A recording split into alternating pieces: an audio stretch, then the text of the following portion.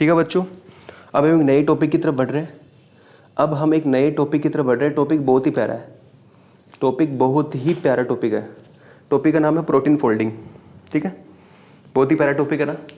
ठीक है, काफ़ी इंटरेस्टिंग टॉपिक है, तो हम इस टॉपिक को लेंगे और ये काफ़ी बच्चों को दिक्कत भी करता है टॉपिक। तो आज हम इस टॉपिक से रिलेटेड सारे क्वेश्चंस को अभी देख लेते हैं।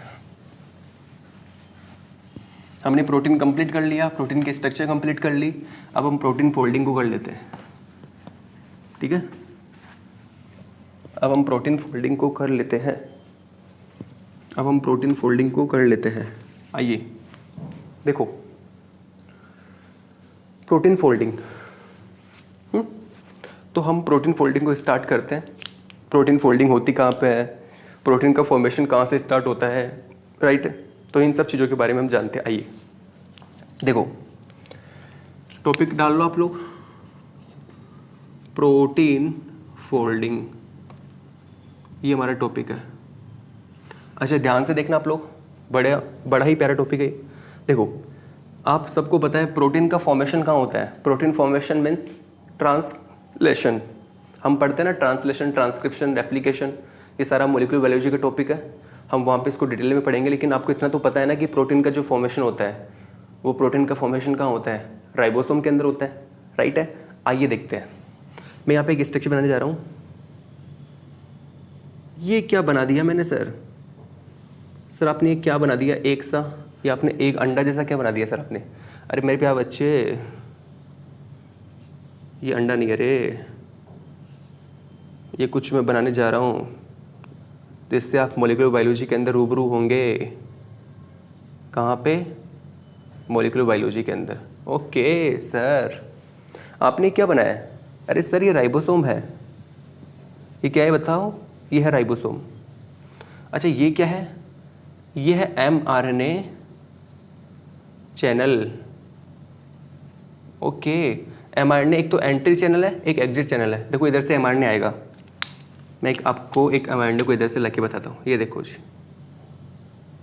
ये mRNA का 5 प्राइम फॉस्फेट है, ये 3 प्राइम OH है। यहाँ पर कहीं पे हमारा क्या होगा, राइबोसोम बाइंडिंग साइट होगी, AGG सीक्वेंस होगा यहाँ पे। अरे होगा कि नहीं होगा AGG सीक्वेंस।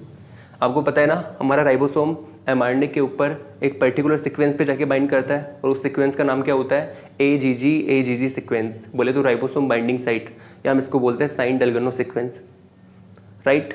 तो आपको ये बात पता होना चाहिए, यही है वो राइबोसोम बाइंडिंग साइट। इसको क्या बोलते हैं, AGG सीक्वेंस को राइबोसोम बाइंडिंग साइट। आपसे बोले राइबोसोम mRNA से किस सीक्वेंस के थ्रू जुड़ता है, इस सीक्वेंस के थ्रू जुड़ता है। पता होना चाहिए बच्चों ने, बहुत ईजी बात है। अब देखो, इस राइबोसोम के अंदर हम पूरा डिटेल में वहाँ पढ़ने वाले, लेकिन थोड़ा जान लो। ये होती है A साइट, ये होती है P साइट, ये होती है E साइट। और ये क्या चीज़ें बताइए, ये हमारा peptide exit channel PEC, right है। इतना आपको पता है। अब हम कहानी पे आते हैं, हम कहानी पे आने जा रहे हैं। हमें जो चीज़ें पता होनी चाहिए उस पर आ रहे हैं हम, क्योंकि हमें प्रोटीन फोल्डिंग के बारे में पता होना चाहिए, तो उस पर आ रहे हैं हम। तो देखो, प्रोटीन फोल्डिंग जो होती है, प्रोटीन का फोल्डिंग कहाँ होता है, प्रोटीन फॉर्मेशन होता कहाँ है, देखिए राइबोसोम के अंदर हो रहा है। इतना हमें पता लग गया। अब यहाँ से देखो प्रोटीन फॉर्मेशन स्टार्ट होता है। ये हमारी पॉलीपेप्टाइड चेन, देखो ये हमारी पॉलीपेप्टाइड चेन, ये रही देखो हमारी पॉलीपेप्टाइड चेन। क्या चीज़ बताओ, ये पॉलीपेप्टाइड चेन। ध्यान से सुनना, राइबोसोम के अंदर जो हमारी पॉलीपेप्टाइड चेन होती है ना, वो प्राइमरी स्ट्रक्चर के रूप में होती है। मतलब आपसे पूछ ले, राइबोसोम जो होता है, राइबोसोम के अंदर जो हमारी प्रोटीन की पॉलीपेप्टाइड चेन होती है, वो किस फॉर्म में होती है, तो आप बताना सर। ये primary structure of protein, primary structure के फॉर्म में होती है प्रोटीन की। लेकिन जैसे ही ये पॉलीपेप्टाइड चेन राइबोसोम से बाहर निकलती है, तो ये जैसे ही राइबोसोम से बाहर निकलती है, प्यारे बच्चों, ये जैसे ही राइबोसोम से बाहर निकलती है, ये किस में कन्वर्ट हो जाती है बताइए, ये सेकेंडरी स्ट्रक्चर में कन्वर्ट हो जाती है। ये पॉलीपेप्टाइड चेन राइबोसोम के अंदर प्राइमरी स्ट्रक्चर के रूप में होती है, लेकिन जैसे ही राइबोसोम से बाहर निकलेगी ये सेकेंडरी स्ट्रक्चर में कन्वर्ट हो जाती है। और सबसे इंपॉर्टेंट बात क्या है, ध्यान से सुनिएगा आप इस चीज़ को, सेकेंडरी स्ट्रक्चर में कन्वर्ट हो जाती है। और यहाँ पर जो R ग्रुप होते हैं, और यहाँ पर जो R ग्रुप होते हैं प्यारे बच्चों, यहाँ पर जो R ग्रुप होते हैं, यहाँ पर जो R ग्रुप होते हैं प्यारे बच्चों, वो R ग्रुप क्या हो जाते हैं बताइए, वो आर ग्रुप एक्सपोज हो जाते हैं। किसी को दिक्कत है? ध्यान सुनना। पॉलीपेप्टाइड चेन राइबोसोम के अंदर प्राइमरी स्ट्रक्चर के रूप में होती है, जैसे ही राइबोसोम से बाहर निकलती है सेकेंडरी स्ट्रक्चर में कन्वर्ट हो जाती है, और जो आर ग्रुप होते हैं वो आर ग्रुप क्या होते हैं? एक्सपोज हो जाते हैं। कौन से आर ग्रुप? ये आर ग्रुप कौन से होते हैं? तो आपसे पता होना चाहिए, ये है हाइड्रोफोबिक आर ग्रुप। कौन से आर ग्रुप एक्सपोज हो जाते हैं? Hydrophobic R group. तो ये आर ग्रुप कौन सा, यहाँ लिख देता हूँ मैं, ये है हाइड्रोफोबिक आर ग्रुप। अब हाइड्रोफोबिक है तो आपको इतना भी पता होगा कि हाइड्रोफोबिक आर ग्रुप है तो यहाँ पर वाटर मॉलिक्यूल का अनऑर्गेनाइज्ड फेज मिलेगा कि नहीं मिलेगा? अरे जब हाइड्रोफोबिक आर ग्रुप है तो वाटर मॉलिक्यूल का कैसा फेज मिलेगा? यहाँ पे अनऑर्गेनाइज्ड फेज मिलेगा। वाटर मॉलिक्यूल यहाँ पे अनऑर्गेनाइज्ड बाइंडेड रहेगा। सीधी सी बात है, बाइंडेड नहीं रहेगा, सॉरी, अनऑर्गेनाइज्ड पड़ा रहेगा। भाई ये तो हाइड्रोफोबिक आर ग्रुप है ना, हाइड्रोफोबिक मतलब नॉन पोलर है। वाटर मॉलिक्यूल पोलर होता है, पोलर का नॉन पोलर के साथ तो कोई बाइंडिंग होती ही नहीं है, तो हम बाइंडिंग नहीं बोलेंगे। यहाँ पर वाटर मॉलिक्यूल अनऑर्गेनाइज पड़ा रहेगा। ठीक है, अब अनऑर्गेनाइज का मतलब क्या है, चलो इसको भी हम थोड़ा देख लेते हैं। तो आपको ये तो पता लग गया ना कि ये पॉलीपेप्टाइड चेन की प्राइमरी स्ट्रक्चर है, जैसे ही बाहर निकलती है किस में कन्वर्ट हो जाती है? सेकेंडरी स्ट्रक्चर में। अच्छा ये क्या बनाया मैंने?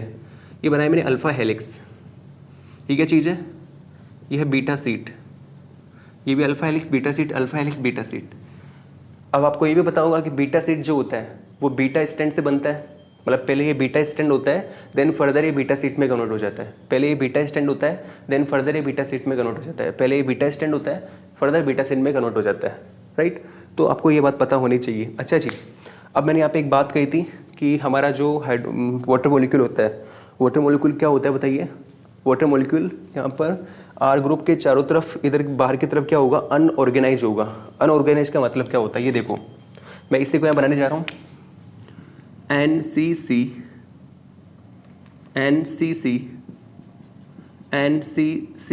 और NCC, ये मेरा आर ग्रुप है, ये हाइड्रोफोबिक है। हाइड्रोफोबिक मतलब मैं CH3 बोल सकता हूँ। अरे CH3 क्या है? हाइड्रोफोबिक ही तो है। ये देखो CH3, ये देखो CH3। अब इसके चारों तरफ वाटर मॉलिक्यूल कैसे पड़ा होगा बताइए? क्योंकि हाइड्रोफोबिक है तो वाटर मॉलिक्यूल कैसे मिलेगा? ये ब्लैक कलर जो है ना, मैं इसको यहाँ पे बनाने जा रहा हूँ। ये वाटर मॉलिक्यूल ऐसे भी मिल सकता है, तो ये वाटर मॉलिक्यूल ऐसे भी मिल सकता है, ये वाटर मॉलिक्यूल ऐसे भी मिल सकता है। तो प्यारे बच्चों ये ऐसे भी मिल सकता है।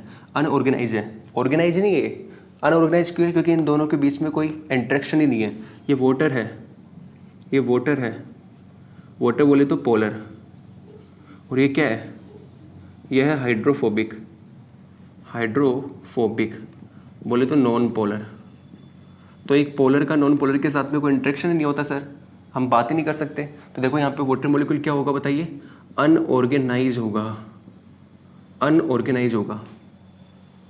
राइट, तो ये कंडीशन मैंने यहाँ पे बनाई है, इसको मैं यहाँ पे बता रहा हूँ आपको। आपको इतनी बात पता लगी, हम आगे चलें? बताइए कि हम आगे चल सकते हैं? तो आइए देखते हैं। अब ध्यान से सुनिएगा मेरी बात को अब ध्यान से सुनिएगा मेरी बात को। अब हमने एक बॉन्डिंग पढ़ी है। देखो हाइड्रोफोबिक आर ग्रुप है, हाइड्रोफोबिक आर ग्रुप है और वाटर मॉलिक्यूल भी प्रेजेंट है। ये सारा प्रोसेस सेल के अंदर ही तो हो रहा है। राइबोसोम सेल के साइटोप्लाज्म में मिलता है ना, इतना पता है आपको। ये सारा प्रोसेस कहाँ हो रहा है? सेल के अंदर हो रहा है बच्चों, है ना। ये अब मेरी बात ध्यान सुना, यहाँ पे हाइड्रोफोबिक ग्रुप है, यहाँ पे वाटर मॉलिक्यूल प्रेजेंट है, अनऑर्गेनाइज फेज है वाटर मॉलिक्यूल का। मैंने यार इस वाटर मॉलिक्यूल से कहा कि आप इस आर ग्रुप से इंटरेक्शन कर लो ना यार। मैंने इस वाटर मॉलिक्यूल से कहा कि यार आप एक काम करो ना यार, आप इस आर ग्रुप से इंटरेक्शन कर लो। उसने कहा क्या पागल जैसे बातें कर रहे हो आप सर, आर ग्रुप से इंटरेक्शन कैसे कर सकता हूँ मैं? आपने अभी इतना पढ़ा है, देखो मैं पोलर हूँ, आर ग्रुप सर कैसा है? नॉन पोलर है, कैसे इंटरेक्शन हो सकता है? पॉसिबल ही नहीं है सर। ओके, तो यार फिर मुझे एक बार बताइए, आप इससे इंटरेक्शन नहीं करोगे? मैंने नहीं करूँगा सर। तो आप अपने साथ तो इंटरेक्शन कर सकते हो ना? क्या पोलर तो पोलर के साथ इंटरेक्शन करेगा ना? मतलब बिल्कुल सर करेगा। पोलर के साथ में हाइड्रोफोबिक बॉन्डिंग करता है कि नहीं करता है? करता है सर। तो आप पोलर के साथ में हाइड्रोजन बॉन्डिंग करता है कि नहीं करता है? करता है सर। तो आप हाइड्रोजन बॉन्डिंग बना लो यहाँ पे। उसने कहा बिल्कुल सर मैं हाइड्रोजन बॉन्डिंग बना लूंगा, लेकिन आप मुझे नॉन पोलर के साथ में इंटरेक्शन करने के लिए मत बोलना सर, मैं नॉन पोलर के साथ में इंटरेक्शन नहीं कर सकता। ओके, तो आइए, तो मैंने इस वाटर मॉलिक्यूल से कहा आप इसके साथ में, इसके साथ में, इसके साथ में, इसके साथ में, इसके साथ में, इन सब के साथ में इंटरेक्शन कर लो ना यार। उसने कहा सर देखो ये वाटर के मॉलिक्यूल है ना, ये रैंडमली ओरिएंटेड है, रैंडमली ओरिएंटेड है। लेकिन जब हम हाइड्रोजन बॉन्डिंग की कंडीशन पढ़ते हैं तो हाइड्रोजन बॉन्डिंग की कंडीशन में 2 कंडीशन होती है। डिस्टेंस जो होती है ना, डिस्टेंस हाइड्रोजन बॉन्डिंग के लिए वो होनी चाहिए 2.81 एंगस्ट्रॉम, और एंगल कितना होना चाहिए, एंगल होना चाहिए 180 डिग्री। कितना होना चाहिए, 180 डिग्री। तो इस डिस्टेंस और इस एंगल के लिए अभी हम सर इस डिस्टेंस को और इस एंगल को कैरी कहाँ कर पा रहे हैं, कोई यहाँ पे प्रेजेंट है, कोई यहाँ पे प्रेजेंट है, कोई यहाँ पे है, कोई यहाँ पे है, कोई वाटर मोलिक्यूल कहाँ पे है, मतलब हम रैंडमली ओरिएंटेड है सर। तो हम क्या करते हैं सर, हम परफेक्ट हाइड्रोजन बॉन्डिंग के लिए, परफेक्ट हाइड्रोजन बॉन्डिंग की कंडीशन होती है सर डिस्टेंस तो इतनी और एंगल इतना। तो हम परफेक्ट हाइड्रोजन बॉन्डिंग के लिए अब ओरिएंटेड होने जा रहे हैं। पहले हम रैंडमली डिस्ट्रीब्यूटेड थे, अब हम प्रॉपर्ली ओरिएंटेड होने जा रहे हैं। और सर जब हम प्रॉपर्ली ओरिएंटेड होते हैं ना, जब हम प्रॉपर्ली ओरिएंटेड होते हैं तो पता है क्या होता है सर, जब हम प्रॉपर्ली ओरिएंटेड होते हैं तो यहाँ पर वैक्यूम क्रिएट हो जाता है। क्या क्रिएट हो जाता है, वैक्यूम। जैसे ये मैं इसको थोड़ा यहाँ पे बनाने जा रहा हूँ, जैसे परफेक्टली ओरिएंटेड होता है। देखो ये मैं इसको ऐसे समझाता हूँ आपको, ये हमारा आर ग्रुप है, ये हमारा आर ग्रुप है, राइट है, ये हमारा यहाँ पे आर ग्रुप है और ये हमारा आर ग्रुप है, ठीक है। अब यहाँ पर वाटर मॉलिक्यूल प्रेजेंट होगा, यहाँ पर भी वाटर मॉलिक्यूल प्रेजेंट होगा, यहाँ पर भी वाटर मॉलिक्यूल प्रेजेंट होगा। For perfect hydrogen bonding, for perfect hydrogen bonding ये वाटर मॉलिक्यूल क्या होगा, वाटर मॉलिक्यूल क्या होगा, इतनी डिस्टेंस पे और इतने एंगल पे आएगा। और जब इतने डिस्टेंस और इतने एंगल पे आएगा तो वैक्यूम क्रिएट हो जाएगा, वैक्यूम क्रिएट हो जाएगा। कहाँ पे, इन दोनों के बीच में, ये जो आर ग्रुप है और ये वाला जो आर ग्रुप है, इन दोनों के बीच में वैक्यूम क्रिएट हो जाएगा। जब दोनों आर ग्रुप के बीच में वैक्यूम क्रिएट हो जाएगा तो अब ये दोनों आर ग्रुप पास पास आएंगे। देखो इस प्रकार से, यहाँ देखना, ये हमारा आर ग्रुप था और ये वाला आर ग्रुप यहाँ पे आएगा दोबारा से, फिर से ये दोबारा ऐसे घूम के जाएगा, फिर दोबारा आर ग्रुप आ रहा है देखो, फिर ये वाला आर ग्रुप पास पास आएगा और ये कुछ कंडीशन ऐसी बन जाएगी। बनेगी कि नहीं बनेगी, कुछ इससे ऐसी कंडीशन बन जाएगी ना। मतलब यहाँ पे क्या हो गई, देखो यहाँ पर इन आर ग्रुप के बीच में एक बॉन्डिंग हो गई, उसका नाम होता है हाइड्रोफोबिक बॉन्डिंग। कौन सी बॉन्डिंग हुई है बताइए, हाइड्रोफोबिक बॉन्डिंग, राइट है। तो अब ध्यान से सुनना आप लोग, ये मिस फोल्डेड प्रोटीन था ना, कैसा प्रोटीन बनाया मैंने, मिस फोल्डेड प्रोटीन। हुआ क्या है, यहाँ पर जो वाटर मॉलिक्यूल है वो परफेक्ट हाइड्रोजन बॉन्डिंग के लिए इतने एंगल और इतने डिस्टेंस पे आता है, जिससे एक वैक्यूम क्रिएट हो जाता है और उस वैक्यूम के कारण दोनों आर ग्रुप पास पास आ जाते हैं। और जब दोनों आर ग्रुप पास पास आएंगे तो उनके बीच में सर हाइड्रोफोबिक बॉन्डिंग होगी और हाइड्रोफोबिक बॉन्डिंग के कारण कुछ ऐसी कंडीशन बन जाएगी। मतलब ये जो कंडीशन बनी है इसमें क्या हम देख पा रहे हैं बताइए, यहाँ पे क्या हो चुका है बताइए। देखो ये हमारी जो मिस फोल्डेड प्रोटीन थी, ये देखो यहाँ पर किस प्रकार की कंडीशन में आ गई है, इसमें सारे के सारे आर ग्रुप क्या आ गए, पास पास आ चुके हैं। मतलब मिस फोल्डेड प्रोटीन के अंदर क्या होने जा रहा है बताइए, मिस फोल्डेड प्रोटीन के अंदर एग्रीगेशन होने जा रहा है। क्या होने जा रहा है यहाँ पे, एग्रीगेशन। प्रोटीन के अंदर क्या होने जा रहा है, प्रोटीन के अंदर एग्रीगेशन होने जा रहा है। दिख पा रहा है आपको, क्या आप देख पा रहे हो, यहाँ पर ऐसी कंडीशन थी, परफेक्ट हाइड्रोजन बॉन्डिंग के लिए इतने एंगल पे आएंगे, वैक्यूम क्रिएट होगा, हाइड्रोफोबिक बॉन्डिंग होगी और हमारे पास ये प्रोटीन का एग्रीगेशन हो जाएगा, प्रोटीन का एग्रीगेशन हो जाएगा। अच्छा, अगर हमने इस प्रोटीन के एग्रीगेशन को रोका नहीं ना तो फाइनली हमारे पास कुछ ऐसी स्ट्रक्चर बनेगी आगे जाके, और ये जो स्ट्रक्चर होती है इसको बोलते हैं क्लम्प। क्या बोलते हैं इसको, क्लम्प। और क्लम्प बनने का मतलब पता है क्या होता है बच्चों, क्लम्प बनने का मतलब है अब ये जिस सेल के अंदर ये प्रोसेस हो रहा है ना, उस सेल का हमें अपप्टोसिस करवाना पड़ेगा। उस सेल को जिंदा रहने का अब कोई अधिकार नहीं है, कोई हक नहीं है उस सेल को जिंदा रहने का, क्योंकि उसने क्लम्प फॉर्मेशन कर लिया, उसने प्रोटीन एग्रीगेशन को अलाउ कर दिया। प्रोटीन एग्रीगेशन को अलाउ करने का मतलब प्यारे बच्चों, प्रोटीन पास पास आएगी, प्रोटीन पास पास आएगी, प्रोटीन पास पास आएगी। जब प्रोटीन पास पास आएगी तो क्लम्प फॉर्मेशन हो जाएगा। क्लम्प फॉर्मेशन होगा तो फाइनली अब उस सेल को जिंदा रहने का कोई अधिकार नहीं है। अब उस सेल के अंदर हमें अपप्टोसिस करवाना ही पड़ेगा, वो सेल किसी काम की नहीं है। समझ पा रहे हो? तो क्लम्प का फॉर्मेशन होने का मतलब है अब इस सेल के अंदर क्या होगा, सेल के अंदर होगा सेल अपप्टोसिस। सेल अपप्टोसिस का मतलब, सेल अपप्टोसिस का मतलब सेल की क्या होगी, सेल डेथ। क्या होगी बताओ, सेल डेथ। तो मैं आपको समझाना क्या चाहता हूँ, मैं आपको समझाना ही चाहता हूँ कि हम प्रोटीन फोल्डिंग पढ़ रहे हैं, ठीक है। प्रोटीन फोल्डिंग में हमें सारी कहानी पता है, हाइड्रोफोबिक आर ग्रुप है, यहाँ पे हाइड्रोफिलिक है, मतलब वाटर मॉलिक्यूल है, दोनों के बीच में कोई इंट्रैक्शन नहीं है, लेकिन ये खुद आपस में इंट्रैक्शन करेंगे। जब इंट्रैक्शन करेंगे तो वैक्यूम क्रिएट होगा, वैक्यूम के कारण हाइड्रोफोबिक आर ग्रुप पास पास आएंगे, जिससे प्रोटीन का एग्रीगेशन होगा। प्रोटीन के एग्रीगेशन से फाइनली आगे जाके अगर हमने इस प्रोटीन एग्रीगेशन को रोका नहीं, अगर प्रोटीन एग्रीगेशन कंटिन्यू रहा तो आगे जाके क्लम्प फॉर्मेशन होगा। क्लम्प फॉर्मेशन होने का मतलब है अब हमें उस सेल का डेथ करवाना है, उस सेल को जिंदा रहने का कोई अधिकार नहीं है। तो क्लम्प फॉर्मेशन होते ही हम उस सेल का क्या करवा देंगे, अपोप्टोसिस। सेल का क्या करवाएंगे, अपोप्टोसिस। सेल अपोप्टोसिस का मतलब क्या हो चुका है, सेल की डेथ, राइट। तो हमने ये बिल्कुल बेसिक चीज़ें जान ली है। अभी हम प्रोटीन फोल्डिंग पे नहीं आए हैं, लेकिन उससे पहले हमें ये सारी चीज़ें पता होनी चाहिए ताकि हम आगे बढ़ सके, राइट। बना लो इसको।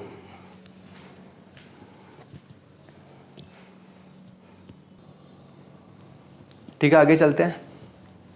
मैं आगे चले जा रहा हूँ, ध्यान से देखिएगा। ये देखो,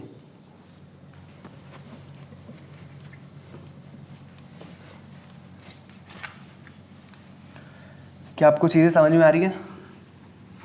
क्या मैं आपको समझाने में सक्षम हूँ? क्या मैं आपको चीज़ें बता पा रहा हूँ? अगर आपको चीज़ अच्छी लग रही है तो आप मुझे लाइक करके बता सकते हैं, उससे मैं और आपके लिए अच्छा करने की कोशिश करूँगा। और अगर आप मुझे कमेंट करके अपनी जो भी दुविधा है वो मेरे से शेयर करेंगे तो मैं आपसे उन सारी प्रॉब्लम को सोल्व करने की पूरी कोशिश में रहूँगा। पूरी उन प्रॉब्लम को सोल्व करने की कोशिश में रहूँगा। नई नई वीडियो आपके लिए लेके आऊँगा, जो आप टॉपिक बताएंगे। बस आपको लगे रहना है, मेहनत करते रहना है और बढ़ते आगे। उसी के साथ हम टॉपिक में देखो जब आप कमेंट करते हो ना तो उससे होता क्या है, उससे होता ये है कि हमें अच्छा लगता है कि यार कोई बच्चा देख रहा है, उसको अच्छा लग रहा है। हम जो इतनी मेहनत कर रहे हैं, अभी सब कुछ बंद है, हमने मतलब एक लाइट ऊपर लगा जला रखी है और ना तो हमने एसी चला रखी है ना फ़ैन चलाया हुआ है। तो ये जो मेहनत है ना, ये आप बच्चों के लिए है ओनली, और ना तो इससे हमें कोई अर्निंग हो रही है। बस हमें अगर आप कमेंट करके बताओगे, लाइक करोगे, तो उससे हमें केवल एक कॉन्फिडेंस आएगा कि हाँ यार हम अच्छा कर पा रहे हैं और हमें अच्छा करना है, ठीक है। तो बस आपको इतना सा करना है, बाकी और सब हमारे ऊपर छोड़ दो। टॉपिक आपको समझ में आएगा। कोई ऐसा टॉपिक नहीं है जो कोई इंसान समझा नहीं सकता, और कोई ऐसा टॉपिक नहीं है जो कोई इंसान समझ नहीं सकता, राइट है। तो हमें सब कुछ समझ में आएगा, बस आपको जितना मैंने बताया उतना करना है और पढ़ाई करते रहनी है। आ जाइए। अब देखो ये क्या है, ये एक सेल है, ठीक है। इस सेल के अंदर ये मेरे पास एक प्रोटीन है, ये है फोल्डेड प्रोटीन। कैसी प्रोटीन है, फोल्डेड प्रोटीन। इस सेल के ऊपर टेम्परेचर का स्ट्रेस चल रहा था, टेम्परेचर स्ट्रेस, ठीक है। टेम्परेचर स्ट्रेस का मतलब है टेम्परेचर का स्ट्रेस इसके ऊपर था, टेम्परेचर किसी ने इसके ऊपर दिया, जिससे सीधी सी बात है इस पर जो प्रोटीन होगी उनके ऊपर भी टेम्परेचर का स्ट्रेस आएगा, जिससे ये जो फोल्डेड प्रोटीन है ये क्या हो गई बताइए, ये फोल्डेड प्रोटीन क्या हो गई, ये हो गई मिस फोल्डेड प्रोटीन। समझ पा रहे हो आप लोग मेरी बात को ध्यान से? मेरे पास कोई फोल्डेड प्रोटीन थी, जैसे ही मैंने क्या किया, टेम्परेचर दिया, ये फोल्डेड प्रोटीन क्या हो गई, मिस फोल्डेड। क्या हो गई बताइए, मिस फोल्डेड, मिस फोल्डेड। ये कैसी प्रोटीन है, मिस फोल्डेड प्रोटीन। ध्यान सुनना, अब यहाँ पे आर ग्रुप तो होगा ही होगा, प्रोटीन है, अरे होगा कि नहीं होगा। तो जैसे ही प्रोटीन मिस फोल्ड हुई, इसका आर ग्रुप क्या हो गया बताइए, आर ग्रुप एक्सपोज हो गया। देखो आर ग्रुप एक्सपोज हो गया। अब ये दोनों आर ग्रुप क्या करेंगे, ध्यान से देखना, ये दोनों R group in the presence of water, in the presence of water क्या करेंगे बताइए, ये आपस में इंटरेक्शन करेंगे, ये आपस में इंटरेक्शन करेंगे। ये देखो R group R group R group R group R group R group, ये इनके बीच में इंटरेक्शन हो गया। और अब इनके बीच में इंटरेक्शन से ये जो मेरे पास स्ट्रक्चर बनने आई है, ये स्ट्रक्चर कैसी बताइए, ये है डाइमेरिक, है कि नहीं है। कैसी प्रोटीन है ये, डाइमेरिक प्रोटीन। देखो फोल्डेड प्रोटीन थी, टेम्परेचर का स्ट्रेस सेल के ऊपर पड़ा, मिसफोल्ड हो गई, आर ग्रुप एक्सपोज हो गया इन the presence of water. Water की प्रेजेंस में आर ग्रुप कैसा होता है, हाइड्रोफोबिक। अब हाइड्रोफोबिक है तो इनके बीच में वाटर की प्रेजेंस में हाइड्रोफोबिक बॉन्डिंग होगी। देखो ये बॉन्डिंग हो चुकी है और मेरे पास क्या बन चुका है, डाइमेरिक प्रोटीन, राइट है। इतना आपको समझ में आ रहा है। अब देखो डाइमेरिक प्रोटीन मेरे पास बनी थी, इतनी देर में क्या हुआ, एक दूसरा फोल्डेड प्रोटीन था, वो दूसरा फोल्डेड प्रोटीन क्या हो गया, मिसफोल्ड हो गया। क्या हो गया, मिसफोल्ड। बनी थी, केवल ये बना ही था, अभी डाइमेरिक प्रोटीन बन के तैयारी हुई थी कि ये मिसफोल्ड हो गया और ये बोल रहे कि भैया मैं आपके साथ आके बाइंड करूँगा। मैंने कर जाओ बाइंड, ये लो जी, कर जाओ, लो बाइंड, ये लो, कर जाओ बाइंड। पहले हम डाइमेरिक थे, अब हम ट्राइमेरिक हो जाएंगे, मुझे कोई दिक्कत नहीं है। अब हम ट्राइमेरिक प्रोटीन हो गए। ओके ठीक है जी। ट्राइमेरिक हुआ ही था कि एक और फोल्डेड प्रोटीन था, उसने कहा भैया मैं भी भैया क्या हो रहा हूँ, मैं भी मिसफोल्ड हो रहा हूँ। मैं क्या, आप चाहते क्या हो यार? मैं क्या, मैं कुछ नहीं चाह रहा सर, जब तक मिसफोल्डिंग चलती रहेगी हम आके बाइंड करते रहेंगे, हम आके बाइंड करते रहेंगे सर, हम आके बाइंड करते रहेंगे। ओके क्या बन गया ये बन गया टेट्रामेरिक प्रोटीन, टेट्रामेरिक प्रोटीन। चलो जी, टेट्रामेरिक प्रोटीन बन चुका है, टेट्रामेरिक प्रोटीन बन चुका है। और अगर हमने मिसफोल्डिंग को रोका नहीं है, अगर हमने प्रोटीन मिसफोल्डिंग को रोका नहीं, प्रोटीन मिसफोल्ड होती जा रही है, होती जा रही है, होती जा रही है, तो यहाँ आके बाइंड करती जाएगी, को रोक नहीं सकता, करती जाएगी, करती जाएगी, करती जाएगी। टेट्रामेरिक के बाद में पेंटामेरिक, हेक्सामेरिक, हेप्टामेरिक होता जाएगा, होता जाएगा। फाइनली अगर हमने प्रोटीन फोल्डिंग को रोका नहीं, यहाँ पे लिख लेना, इफ़ प्रोटीन फोल्डिंग को अगर हमने स्टॉप नहीं किया, रोका नहीं, तो फाइनली कुछ ऐसी स्ट्रक्चर बनेगी सेल के अंदर। अब इस सेल को मैं ऐसे बनाने जा रहा हूँ, ठीक है, समझ जाना आप इस चीज़ को। फाइनली कुछ ऐसी स्ट्रक्चर बनेगी, इसका नाम क्या बताइए, क्लम्प। क्या बोलते इसे, क्लम्प। अगर हमने प्रोटीन फोल्डिंग को रोका नहीं तो किसका फॉर्मेशन होगा, क्लम्प फॉर्मेशन होगा, क्लम्प फॉर्मेशन हो गया। क्लम्प फॉर्मेशन होने के बाद भी आपने प्रोटीन फोल्डिंग को नहीं रोका, अभी भी प्रोटीन फोल्डिंग होता जा रहा है, होता जा रहा है, होता जा रहा है, होता जा रहा है, तो इस सेल में कंडीशन कैसी आएगी बताइए। देखो ये वही सेल है, थोड़ा बड़ा कर दिया मैंने, घबराना मत, सेल वही है, कुछ ऐसी कंडीशन हो जाएगी। ये देखो, अगर आपने क्लम्प फॉर्मेशन को रोका नहीं, अभी भी प्रोटीन मिसफोल्डिंग होती जा रही है, होती जा रही है, होती जा रही है, होती जा रही है, तो कुछ ऐसी कंडीशन बन जाएगी। ओके, ये क्या बन गया, अरे इसका नाम होता है इंक्लूसिव बॉडी, इसी को हम बोलते हैं इंक्लूसिव बॉडी। क्या होती है, इंक्लूसिव बॉडी। अरे मीनिंग तो सही लिख दे कपिल, इंक्लूसिव बॉडी। ओके, ये क्या बन चुकी है, ये बन चुकी है इंक्लूसिव बॉडी। कब बनी है कि भैया क्लम्प फॉर्मेशन हो गया था, लेकिन उसके बावजूद भी आपने प्रोटीन फोल्डिंग को, प्रोटीन मिसफोल्डिंग को आपने रोका नहीं, अभी भी प्रोटीन मिसफोल्ड होती जा रही है, प्रोटीन मिसफोल्ड होती जा रही है, मिसफोल्ड होती जाएगी, बाइंड करती जाएगी, करती जाएगी, करती जाएगी, फाइनली इंक्लूसिव बॉडी बनेगी। इंक्लूसिव बॉडी बनने का मतलब है, अब ये जो सेल है किसी काम की नहीं है, किसी काम की नहीं है सेल। क्यों, क्योंकि देखो अब ये इतना बड़ा बन गया कि इसका न्यूक्लियस इधर आ गया, इसका ER भी इधर आ गया, इसका राइबोसोम भी इधर आ गया, इसका जो सब कुछ बोल सकते हैं, इसका cis Golgi, trans Golgi, median Golgi, lysosome वगैरह सब कुछ इधर बाहर की तरफ आ गया, पेरिफेरल पे आ गया। न्यूक्लियस यहाँ होता था, ER इसके नीचे, cyto cis Golgi, trans Golgi, median Golgi, lysosome, ये सब कुछ ऐसे होते थे ना, रीअरेंज हो गए सब कुछ। और देखो इसका साइज इतना बड़ा हो गया कि इन्होंने अपना साइज अपने आप ही रिड्यूस कर लिया, जिससे अब ये सेल किसी काम की नहीं है, अब इस सेल के अंदर ये किसी काम की नहीं है, ये सारे के सारे फंक्शनलेस हो गए, इनका कोई काम नहीं है। तो अब इस सेल का हमें डेथ करवाना ही सबसे अच्छा प्रोसेस है, तो हम क्या करवाएंगे बताइए, अब हम इस सेल का अपोप्टोसिस करवाएंगे। क्या करवाएंगे, अपोप्टोसिस। सेल अपोप्टोसिस मतलब सेल की क्या करवाएंगे हम, डेथ। तो आपको एक बात दिमाग में समझ में आ रही है क्या, कि अगर इंक्लूसिव बॉडी बन रही है तो हमें उस सेल का क्या करवाना है, अपोप्टोसिस, मतलब हमें उस सेल की क्या करवानी है, डेथ करवानी है। इंक्लूसिव बॉडी बनती कैसी है, अगर कोई प्रोटीन है वो टेम्परेचर का स्ट्रेस फील कर रहा है, जरूरी नहीं टेम्परेचर का स्ट्रेस हो, ये तो मैंने एग्जांपल दिया है, वो सॉल्ट का स्ट्रेस भी हो सकता है, pH का स्ट्रेस भी होता है, वाटर का स्ट्रेस भी हो सकता है, किसी का भी स्ट्रेस हो सकता है। तो अगर मान लो कोई प्रोटीन है, वो कोई स्ट्रेस फील कर रही है, मिसफोल्ड हो जाएगी। अगर वहाँ पे वाटर प्रेजेंट है सेल के अंदर, प्रेजेंट होगा, सीधी सी बात है, तो क्या होगा बताइए। तो ये मिसफोल्डेड प्रोटीन है, इसके R ग्रुप एक्सपोज हो गए थे, एक्सपोज होने के कारण इनके बीच में बाइंडिंग होगी और डाइमेरिक प्रोटीन बनेगी।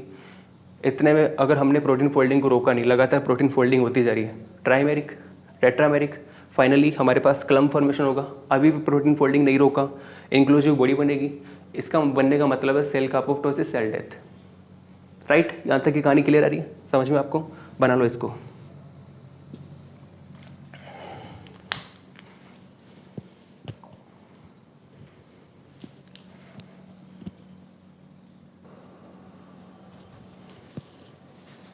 क्या हम आगे चलें, बताइए, क्या हम आगे चलें? चलो सर आगे, हमें तो कोई इतराज नहीं है।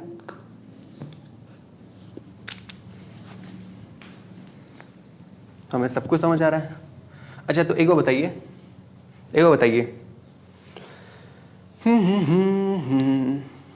जो प्रोटीन फोल्डिंग होती है, प्रोटीन फोल्डिंग के अंदर सबसे बड़ा लोचा कौन है? ये एक्सपोज हाइड्रोफोबिक ग्रुप।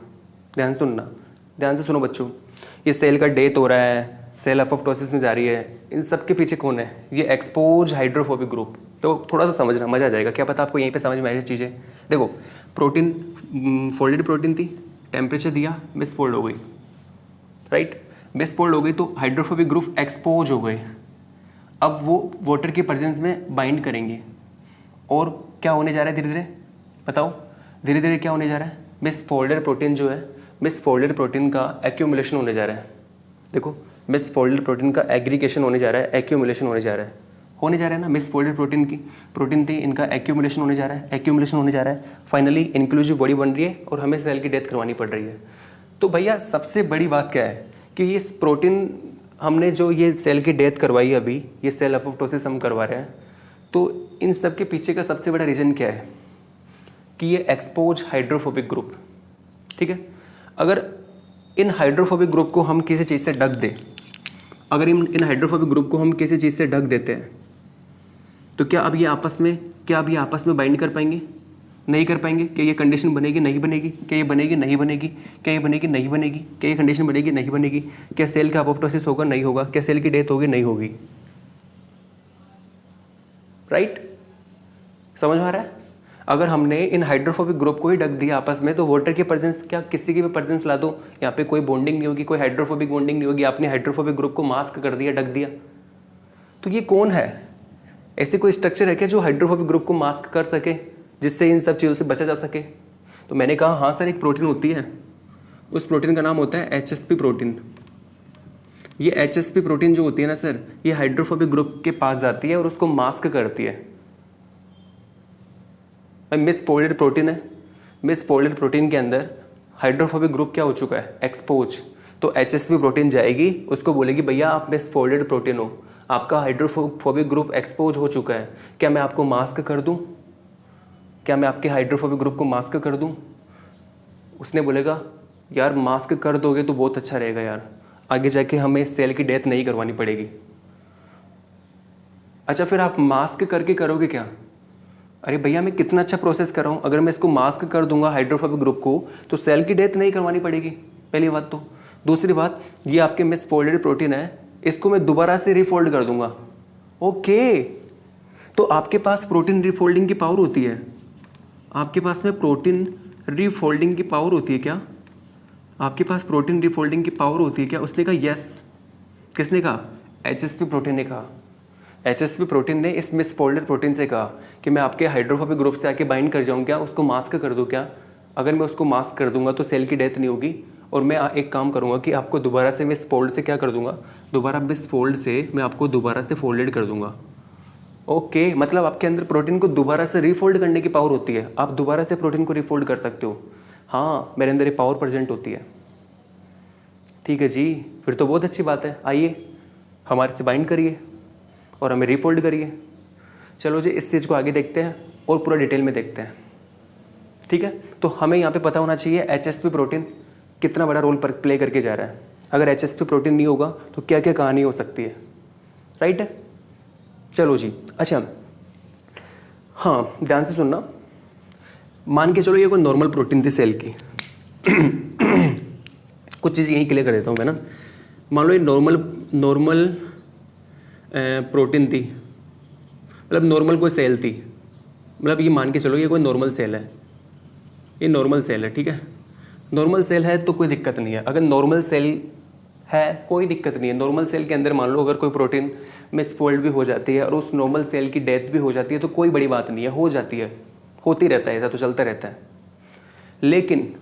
लेकिन अगर ये न्यूरॉन सेल हो तो, ध्यान सुनना, नॉर्मल सेल है, नॉर्मल सेल के अंदर प्रोटीन की मिसफोल्ड हो जाए, प्रोटीन अगर मिसफोल्ड हो जाए और ये इंक्लूसिव बॉडी बन जाए, सेल का अपोप्टोसिस हो जाए, सेल की डेथ हो जाए, कोई बात नहीं है, चलता है, थोड़ा बहुत चल जाएगा।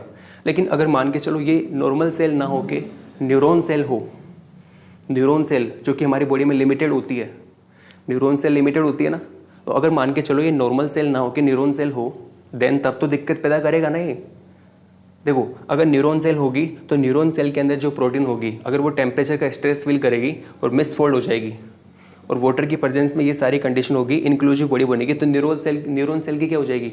डेथ हो जाएगी। न्यूरॉन सेल की डेथ होने का मतलब समझ में आ रहा है आपको? कहानी खत्म होने वाली है, मतलब आपकी भी डेथ। देखो ध्यान से सुनना भाई, नॉर्मल कोई प्रोटीन है, नॉर्मल प्रोटीन का एग्रीगेशन हो जाए कोई दिक्कत नहीं है। नॉर्मल प्रोटीन का अगर एग्रीगेशन होगा तो चलो मान लेते हैं कि नॉर्मल सेल है, डेथ हो गई, कोई बात नहीं। लेकिन अगर न्यूरॉन सेल है और न्यूरॉन सेल में प्रोटीन का एग्रीगेशन हो जाएगा, न्यूरॉन सेल के अंदर अगर प्रोटीन का एग्रीगेशन हो जाएगा तो आपको एक डिजीज हो जाएगी, और उस डिजीज का नाम क्या होता है? Neuro degenerative disease. क्या नाम होता है? Neuro degenerative disease. आपने सुनी होगी पार्किंसन, अल्जाइमर, हंटिंगटन डिजीज आपने सुनी होगी, इसमें आपका मेमोरी लॉस हो जाता है। सुना है ना आपने ये सारी डिजीज? तो भैया वो सारी डिजीज किससे होती है? वो आपकी जो न्यूरॉन सेल होती है, न्यूरॉन सेल के अंदर जब प्रोटीन का एग्रीगेशन स्टार्ट हो जाता है, तो न्यूरॉन सेल में जब प्रोटीन का एग्रीगेशन होता है तो न्यूरो डीजनरेटिव डिजीज होती है, जो मैंने अभी नाम ली। याद रहेगा? तो याद रखना न्यूरॉन सेल लिमिटेड होती है, इसलिए हमें वहाँ पर हमें किसी भी कंडीशन में प्रोटीन का एग्रीगेशन नहीं करवाना है, वहाँ पर हमें एचएसपी को लाना ही पड़ेगा। अगर हमने वहाँ पे एचएसपी को नहीं लाया तो हमें वो डिजीज होगी, बहुत दिक्कत पैदा कर सकते हैं आगे जाके। ठीक है, तो याद रखना एचएसपी का बहुत बड़ा रोल है, इसको हम आगे जाके देखने वाले हैं। इसको भी कोई बना लेना दोबारा, ये सारी चीज़ें बनाना चाहो तो। वैसे आप सब बच्चे सीएसआई नेट की प्रिपरेशन कर रहे हैं, तो जहाँ तक मैं समझता हूँ चीज़ों को खुद से लिखना बेहतर रहेगा। टीचर पे ज़्यादा डिपेंडेंट मत रहो। टीचर से केवल इतना ही सीखो कि भैया आपको बुक पढ़ने का आराम से बुक आप इजीली पढ़ सको, मतलब मेरा कहने का मतलब है ऐसा नहीं टीचर के ऊपर पूरी तरह से डिपेंडेंट हो। टीचर हमें एक एक चीज़ लिखवाएगा, उसको हम लिखेंगे, ऐसा नहीं होना। ऐसा कोई टीचर कर भी नहीं सकता। सीएसआर का पढ़ रहे हो बच्चों आप, सीएसआर नेट जेआरएफ सबसे बड़ा एग्जाम सब्जेक्ट का, टीचर कितना लिखवाएगा? आप कितना लिखवा सकता है कोई टीचर? नहीं लिखवा सकता ना। टीचर केवल आपके कॉन्सेप्ट क्लियर करवा सकता है। तो मैं यहाँ से आपके कॉन्सेप्ट क्लियर करवाने की पूरी कोशिश कर रहा हूँ, और मेरा तो सबसे इंपॉर्टेंट क्या है कि मैं आपको लिखवा के भी चल रहा हूँ। राइट है, मैं मैक्सिमम सारी चीज़ें यहाँ पे लिखवा देता हूँ, लिखवा नहीं पाता तो बोल देता हूँ। तो आप उनको पॉज करिए, बार बार सुनिए, समझिए और फिर उनको लिख लीजिए। राइट है, तो हम आगे बढ़ते हैं और हम आपको आगे जाके कुछ और अच्छी चीज़ें बताते हैं। ठीक है, आइए आगे चलते हैं। अब देखो, तो हम क्या बात कर रहे थे? हम आगे बात करेंगे। अब देखो,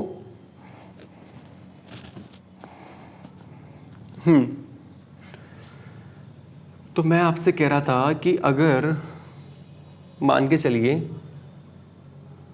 ये मेरे पास सेल है, ठीक है, ये मेरे पास एक सेल है। इस सेल के अंदर मेरे पास 100 फोल्डेड प्रोटीन थी, 100 फोल्डेड प्रोटीन थी मेरे पास।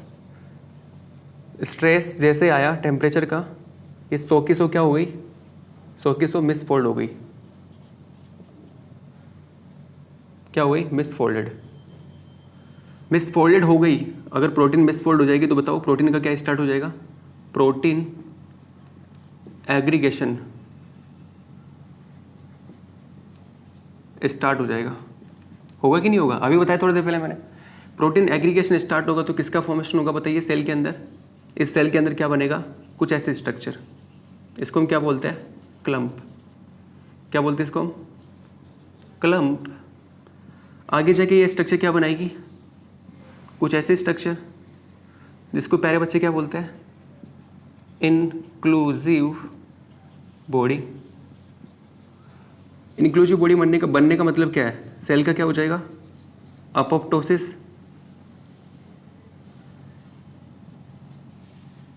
मतलब सेल की क्या हो जाएगी? डेथ। ठीक है, हो गई ना सेल की डेथ, करवा दिया ना सारा काम खराब। अब मैंने इस सेल से पूछा, यार सेल आप मुझे एक बात का जवाब दीजिए सेल, क्या आपके पास बिल्कुल भी एचएसपी नहीं था क्या?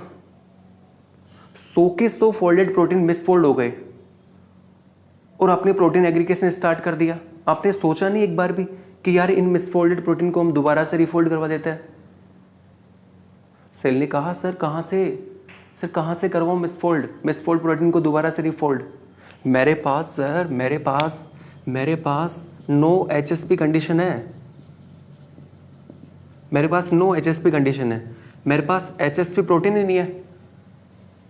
HSP का पूरा नाम क्या होता है? Heat stress protein. आगे जाके इसके बारे में थोड़ा सा बता दूंगा और अच्छे से, अब इतना याद रखिए, हीट स्ट्रेस प्रोटीन। इसने कहा मेरे पास कोई हीट स्ट्रेस प्रोटीन ही नहीं है, मेरे पास कोई HSP है ही नहीं। जब मेरे पास कोई HSP होगा ही नहीं तो कहाँ से करवाऊँ मैं रिफोल्ड प्रोटीन को दोबारा से?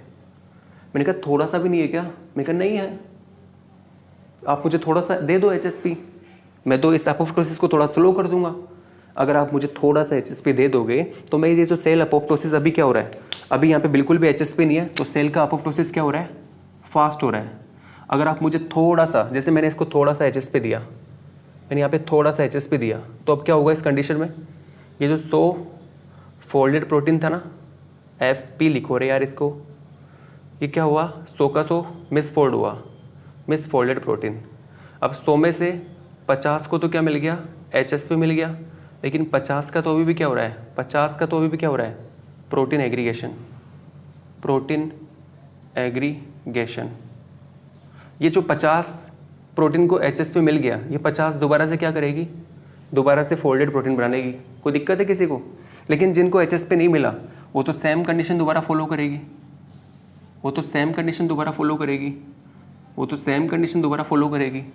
राइट?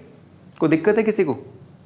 तो बिल्कुल, तो हमें इतना सा पता लगा कि अगर HSP का थोड़ा सा लेवल होगा सेल के अंदर तो उस सेल का जो अपोप्टोसिस होगा, चलो इसको अलग ही बना लो ना यार, तो उस सेल का जो अपोप्टोसिस होगा आगे जाके, ये इंक्लूसिव बॉडी सेल का जो अपोप्टोसिस होगा, वो सेल का अपोप्टोसिस क्या हो जाएगा? पहले के कंपैरिजन में स्लो हो जाएगा। मतलब सेल की डेथ थोड़ी क्या हो जाएगी? स्लो हो जाएगी, राइट है? सेल का अपोप्टोसिस स्लो हो गया। तो भैया HSP बहुत इंपॉर्टेंट रोल प्ले करके जा रहा है। हमारे दिमाग में एक बात समझ में आ चुकी है हमें, अगर हम इस सेल को बिल्कुल, अगर इस सेल के अंदर मॉडरेट HSP लेवल होता, अगर इसमें मॉडरेट HSP लेवल होता, मतलब ठीक ठाक जितना होना चाहिए उतना HSP लेवल होता, तो क्या कोई माइकल इस सेल की डेथ करवा सकता था? तो इस सेल में अपोप्टोसिस करवा सकता था? No apoptosis of cell. बताइए कोई था ऐसा जो सेल में अपोप्टोसिस करवा सकता था? नहीं करवा सकता था। HSP का लेवल मॉडरेट है, कोई दिक्कत ही नहीं है, ठीक ठाक HSP का लेवल है, कोई दिक्कत नहीं है। सेल अपोप्टोसिस के लिए क्यों जाएगी? समझ पा रहे हो मेरी बात को आप लोग? ये देखो, लेकिन अगर इस सेल के अंदर, अगर इसमें HSP का लेवल हाई होता, हाई बहुत ज़्यादा HSP लेवल होता, अगर बहुत ज़्यादा HSP लेवल होता, तो मेरे प्यारे बच्चों ध्यान से सुनना, अगर बहुत ज़्यादा HSP लेवल होता है ना, तो ये जितने प्रोटीन मिसफोल्ड हुए थे, भाई 100 प्रोटीन मिसफोल्ड हुए थे, तो बहुत ज़्यादा अगर HSP लेवल होता तो ये 100 के 100 प्रोटीन क्या हो जाते? बताइए, 100 के 100 प्रोटीन रीफोल्ड हो जाते। क्या हो जाते? 100 के 100 प्रोटीन रीफोल्ड। देखो अगर HSP लेवल बहुत ज़्यादा होगा तो 100 के 100 प्रोटीन क्या हो जाएगी? रीफोल्ड।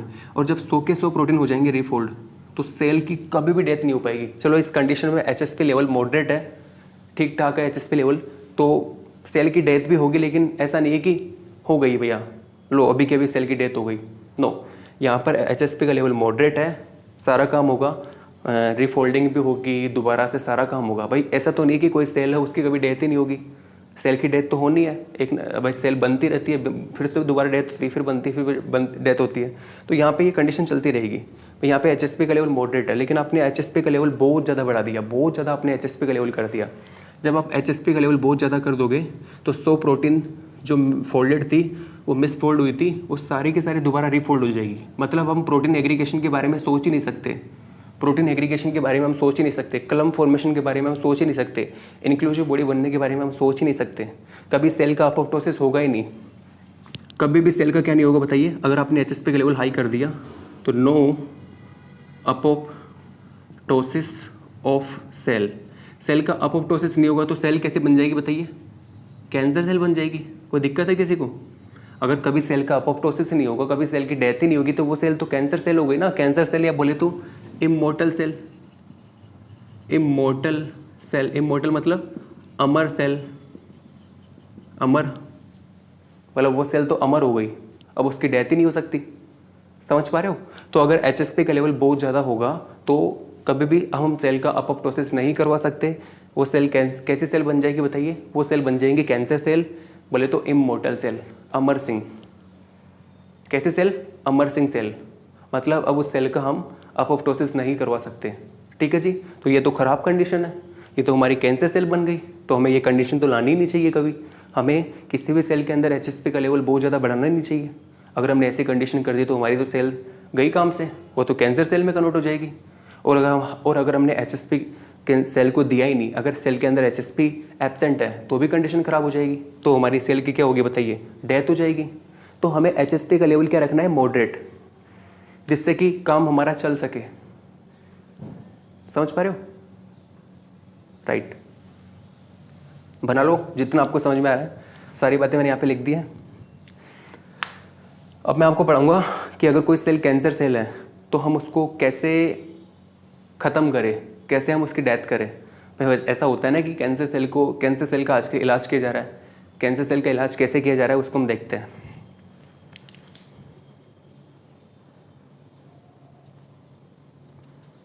क्या हम आगे चलें? आगे चले हम।